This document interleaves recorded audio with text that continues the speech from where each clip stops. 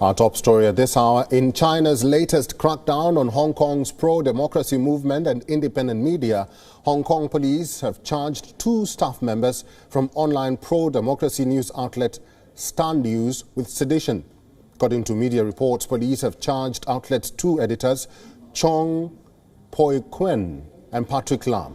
The development comes a day after the media outlet said that it would cease all its operations. The statement was made after hundreds of Hong Kong police raided Star News office on Wednesday and detained some of its staff members. Meanwhile, Hong Kong leader Carrie Lam has denied claims of suppression of press freedom in the region.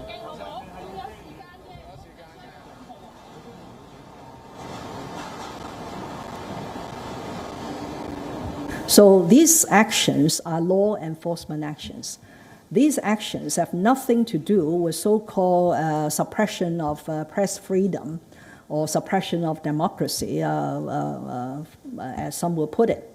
So I would say that nobody should associate law enforcement actions by the police department with the freedom of the press. U.S. Secretary of State Antony Blinken has condemned the latest closure of the pro-democracy media outlet. He has called on Chinese and Hong Kong authorities to cease targeting region's free and independent media. China, meanwhile, has lashed out at the West for their criticisms regarding the arrests of the Hong Kong journalists. During a media briefing, Chinese Foreign Ministry spokesperson Zhao Lijian said that some external forces under the guise of media freedom are making irresponsible remarks about the law enforcement in Hong Kong and defaming China. Meanwhile, dozens of rights activists, various civil groups gathered in the streets of the Taiwanese capital to denounce China's aggressive actions against Hong Kong's journalists. Activists carried banners and chanted slogans to decry Hong Kong authorities' actions.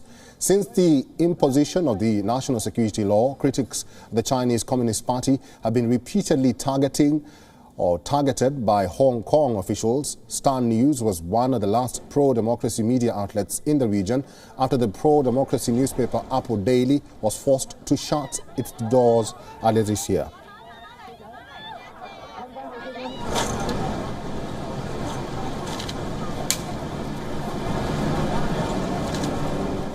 WION is now available in your country. Download the app now and get all the news on the move.